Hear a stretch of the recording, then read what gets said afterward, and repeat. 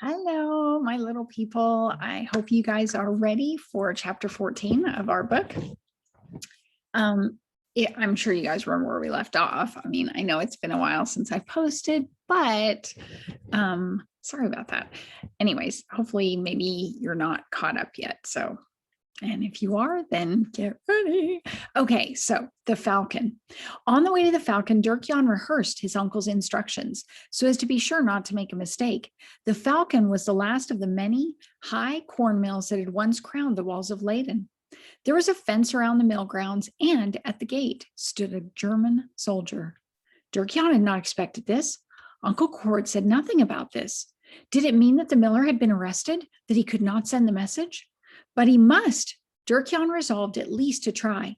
He'd have to pretend to be bringing black market food to the miller. Then, if the miller had been taken, Dirk-Jan would not be suspected as being an accomplice. It was lucky he had the chicken. The sentinel pointed his gun at him. I'm a farmer boy. I have food for Mr. Van Ryn. Dirk-Jan said hurriedly. Try as he would, he could not keep his voice from shaking. What have you got? Sounded like a pistol shot. Dirk-Jan showed the chicken. Ah, so, said the sentinel with a leer. Sergeant, he called. The sergeant came out of the mill and signaled for Dirk-Jan to come with him. He looked suspiciously at Dirk-Jan, who showed the chicken again. Then he smiled. Ah, and he took the satchel out of Dirk-Jan's hands. Dirk-Jan dared not hold on to it, but he protested. It is for Van Ryn, he cried. I must sell it for much money. But the sergeant pretended not to understand. I must have it back, pleaded Dirk-Jan. Now he had worked himself into his role. He really almost believed he was a farmer's son. Anyway, he did not want his mother's chicken to disappear into German stomachs. They had entered the mill, and the sergeant led Dirk-Jan into a small office, which was kept very warm by a glowing stove. Beside the stove stood a scuttle full of gleaming anthracite.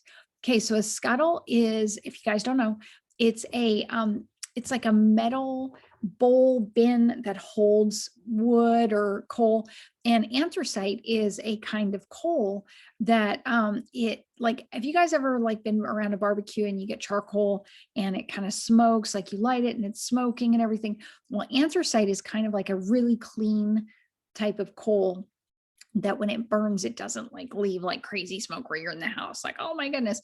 So instead you can be in the house and still have, or in a building like this, or in a house, office, whatever, and still have a coal fire burning without it bothering you as much. So diamonds could not have looked more precious than the anthracite. Dirk-Jan flushed with anger. Trust the Germans to make themselves comfortable no matter who else was shivering and starving. The sergeant was no longer smiling.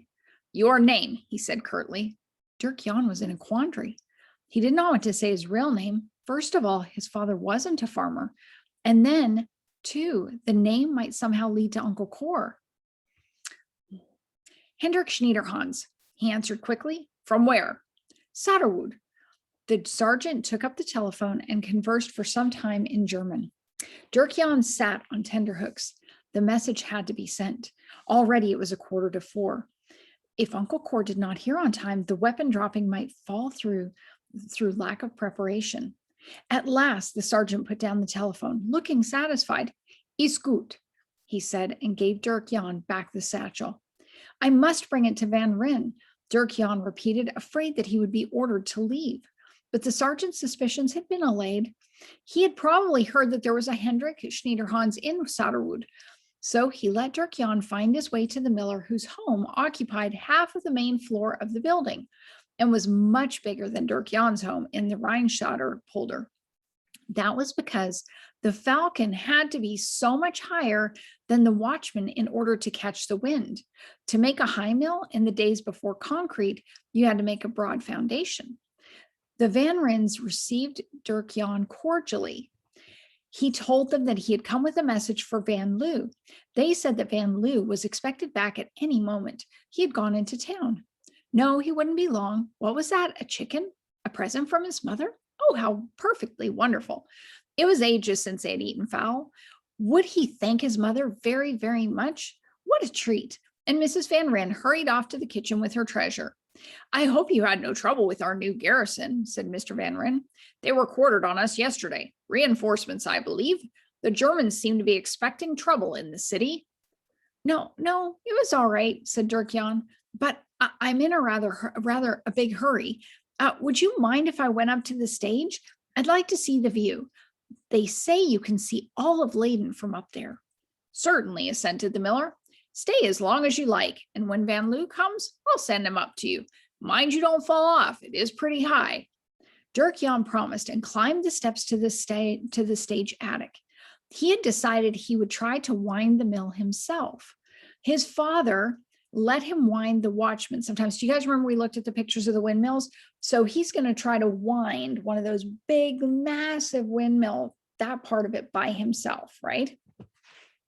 Because he knows how desperate the situation is that the message get through. Halfway up the stairs, he had to pass the first attic, where the atmosphere was anything but fresh, and German soldiers lay or sat on mattresses, smoking cigarettes, polishing guns, or playing cards. There was a smell of gin, and the soldiers were merry. They hailed Dirk-Jan. A soldier hooked his foot around Dirk-Jan's leg and tripped him. Everyone roared with laughter. Dirk-Jan's fingers itched to choke the nearest soldier, but he remembered his message. He managed to laugh, and they seemed to think him a good sport.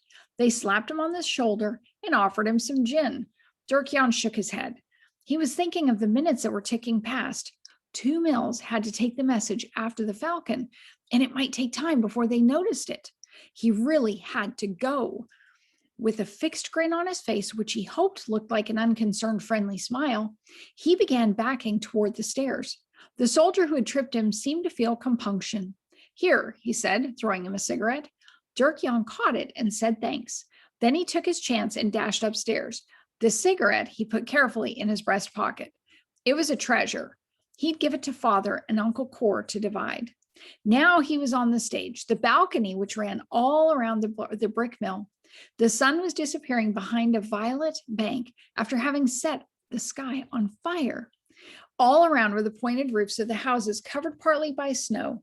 Beyond the roofs, the snowy fields of the Hoogmade polder stretched to the purple horizon, its sturdy windmill silhouetted against the sky. Dirk-Jan had no time to admire the scenery.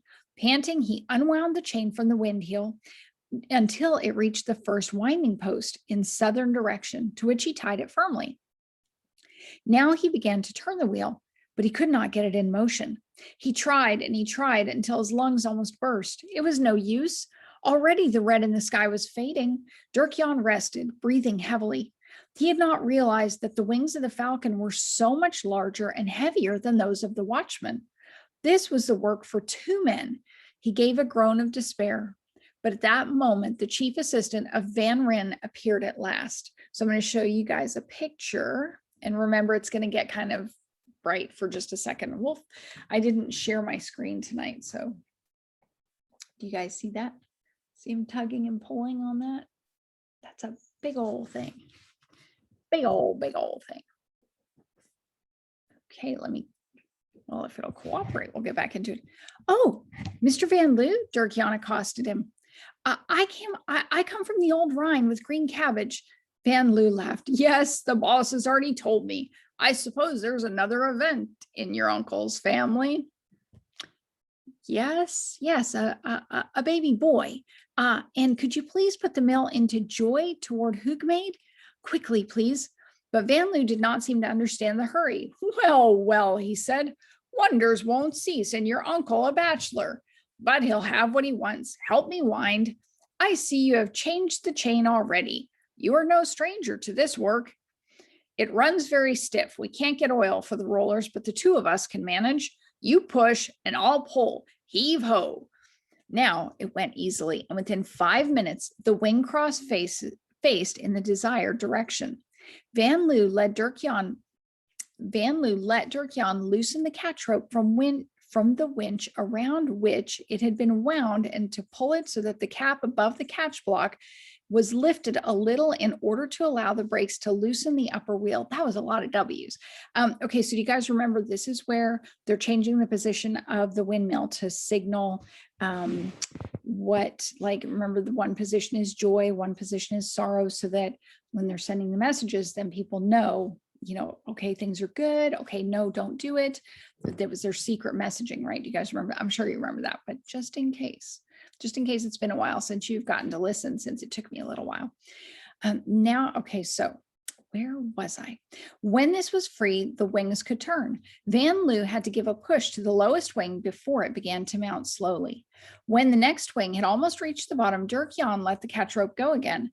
The brakes were pushed back and the mill had been put into joy. Van Loo and Dirk Jan watched the mill of Hoogmade, which stood up faintly in the darkening fields beyond the city, to see if it noticed the signal.